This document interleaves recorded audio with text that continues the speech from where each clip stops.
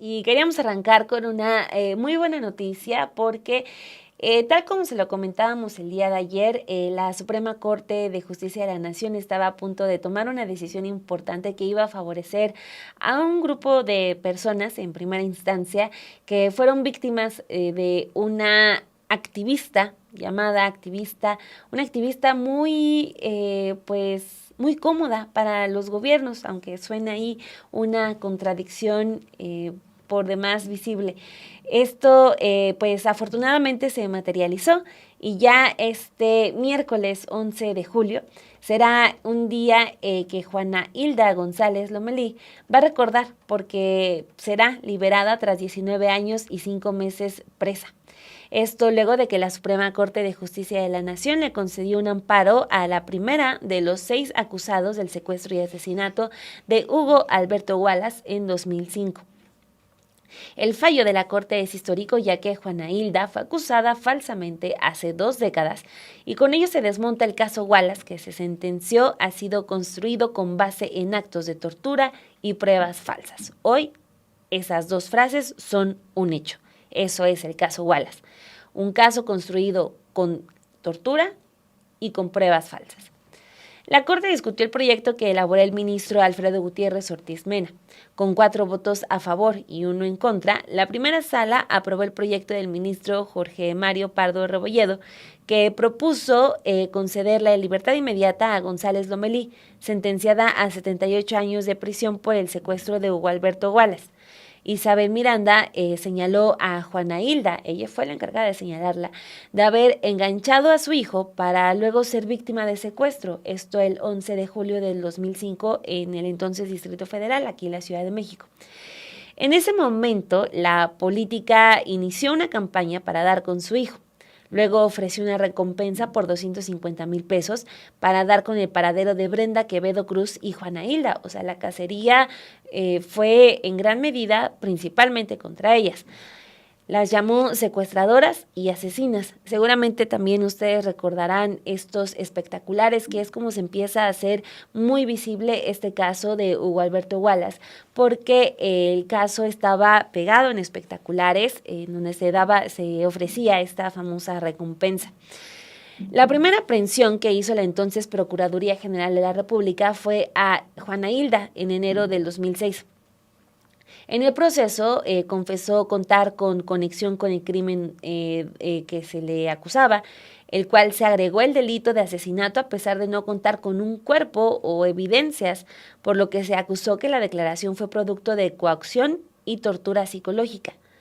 Juana Hilda González fue condenada así a casi 80 años de prisión y había permanecido presa en el Centro Federal de Readaptación Social 16, localizado en el estado de Morelos. Estamos viendo en pantalla esta imagen que compartió en sus redes sociales Ricardo Rafael de anoche cuando liberaron a Juana Hilda, y ya con eso se estaba abriendo otro capítulo de su historia, porque lo que hemos visto es toda esta serie de injusticias al haber estado detenida. Isabel Miranda de Wallace, una mujer cercana a Felipe Calderón, reconocida por él con el Premio Nacional de Derechos Humanos 2010, operó dentro de las mismas instituciones de Procuración de Justicia para fabricar pruebas en contra de quienes responsabilizó por el supuesto secuestro y asesinato de su hijo. Bien decías y apuntabas, Dani, hace un momento, cómo toda esta campaña que inicia Isabel Miranda de Wallace en espectaculares, pues también produjo una serie de problemas psicológicos, de todo este miedo que les estaba causando a todas estas personas que presuntamente habían estado vinculadas en el caso del secuestro y el asesinato de su hijo. Ayer la historia cambió. La Corte consideró que, como lo argumentó la defensa del Instituto Federal de Defensoría Pública, la confesión de Juana Hilda González Lomelí no fue libre ni voluntaria, sino obtenida mediante presiones, intimidaciones y amenazas, en un contexto de arraigo. Por ello, se declaró la nulidad de su declaración y de cualquier otra prueba derivada con violación a sus derechos humanos.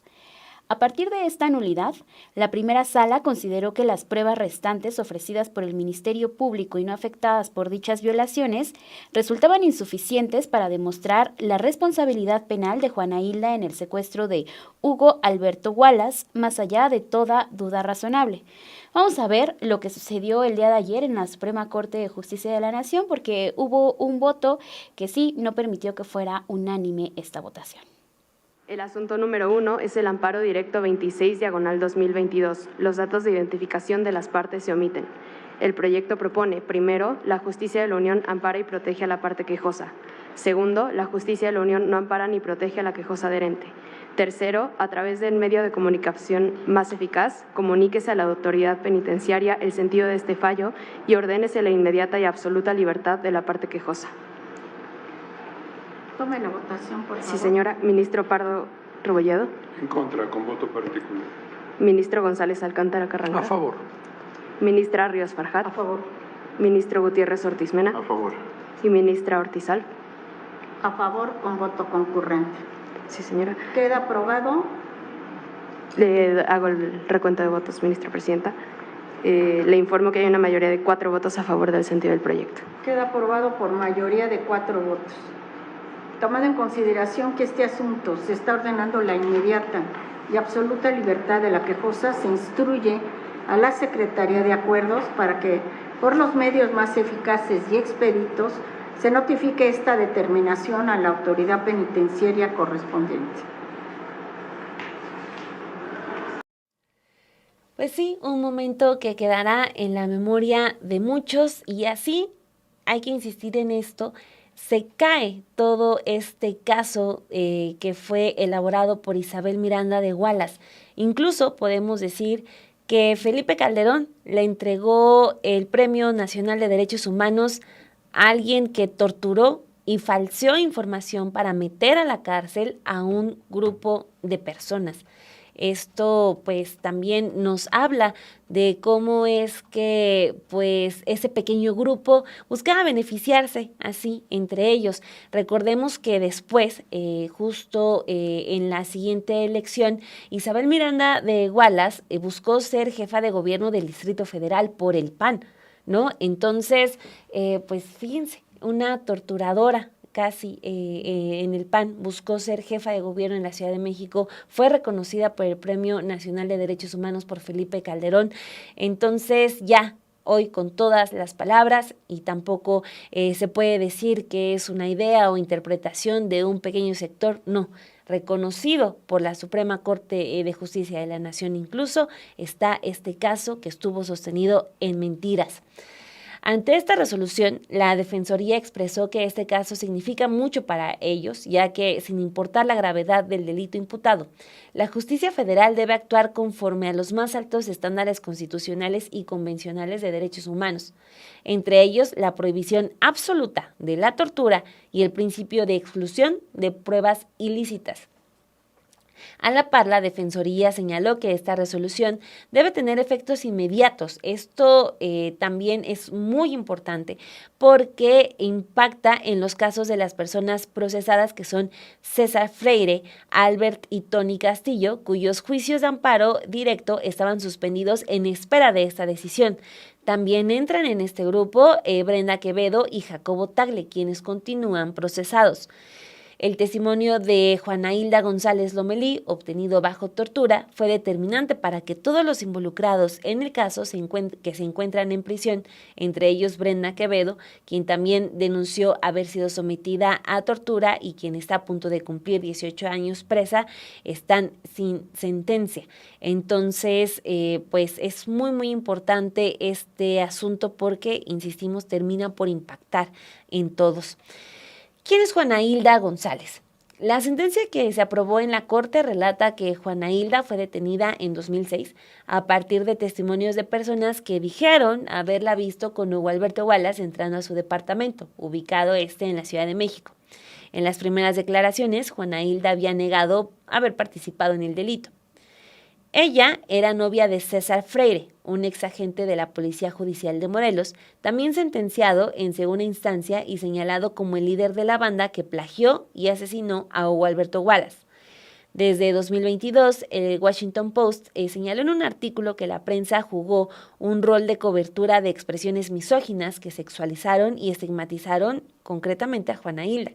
Este es a la vez uno de los argumentos que usó la Defensoría, el Instituto Federal de Defensoría Pública, para solicitarle a la Suprema Corte que atrajera la sentencia, Perla. Así es, porque parte de lo que se argumentaba por parte del instituto es que se había vulnerado su presunción de inocencia al haberla señalado como culpable del delito por ser bailarina exótica y porque Miranda de Wallace la había identificado públicamente como la enganchadora para que su hijo fuera secuestrado. Esta era la manera en que también Isabel Miranda de Wallace utilizaba la imagen, utilizaba el nombre y utilizaba estos calificativos en contra de Juana Hilda, y que estuvo colocando también en varios de los espectaculares que se vieron con la intención, decía Wallace, de llegar a la justicia en el caso de su hijo.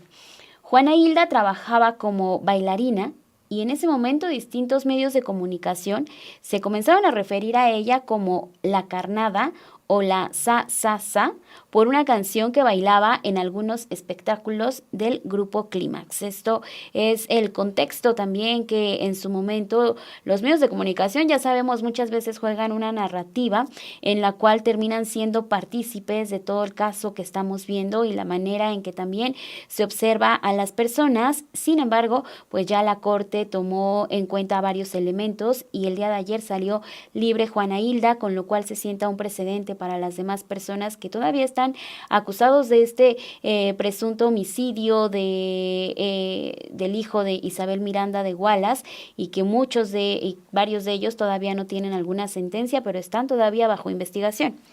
En entrevista con los periodistas, Brenda Quevedo Cruz, quien está a punto de cumplir 18 años presa y además sin sentencia, aseguró que a pesar de que ella no fue liberada, por primera ocasión hubo un cambio significativo en el escenario procesal con este amparo concedido a Juana Hilda Gómez Lomelí. Dijo que se trata del inicio del fin. Indicó que ya se ha empezado a hacer justicia. Sin embargo, en su caso, ella podrá darlo por hecho cuando sea liberada y tenga la oportunidad de rehacer su vida.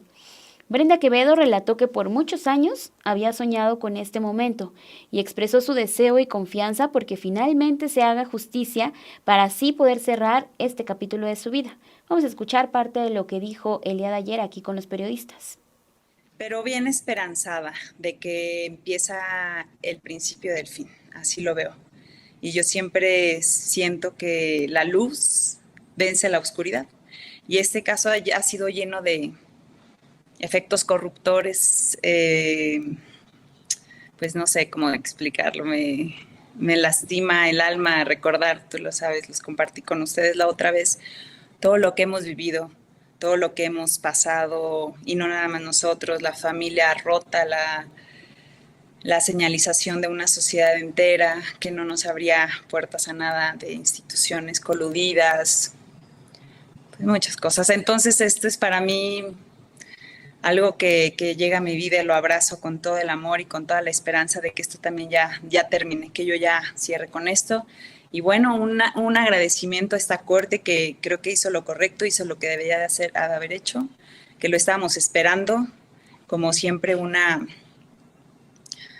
pues esta idealización y este sueño de que llegara a pasar por fin y lo estamos viendo materializado. Yo lo que puedo entender es que esto cambia el panorama, pues ya la Suprema Corte de Ministros hicieron estudios de todo el caso, de todo el expediente, entonces pues se falló con efectos corruptores y todo lo de las pruebas, ¿no? Que ya son ahí técnicas, la tortura, la coacción, las fabricaciones, todo lo que está viciado este proceso, pero que bueno, nunca lo habíamos podido pues demostrar como tal, ¿no? O sea, no había habido una autoridad que lo validara como tal, como para una sentencia a lo mejor absolutoria o algún, pues bueno, ya tecnicismos del juicio.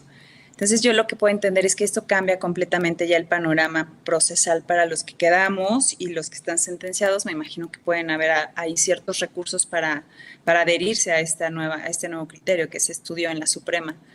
Entonces, pues yo esperando y esperanzada de que también ahora los que quedamos en espera de sentencia, que somos Jacobo Tagle y yo, pues no se tarde lo mismo que estamos, ¿no? Que ha sido el talón de Aquiles de esto, que son años y años y años. Entonces, pues esperamos de verdad que los nuevos jueces que entren pues resuelvan conforme el criterio de la Suprema Corte, que ya es la máxima autoridad y que ha decidido desechar todos este tipo de pruebas basándose en lo que bien dices, las torturas y las fabricaciones.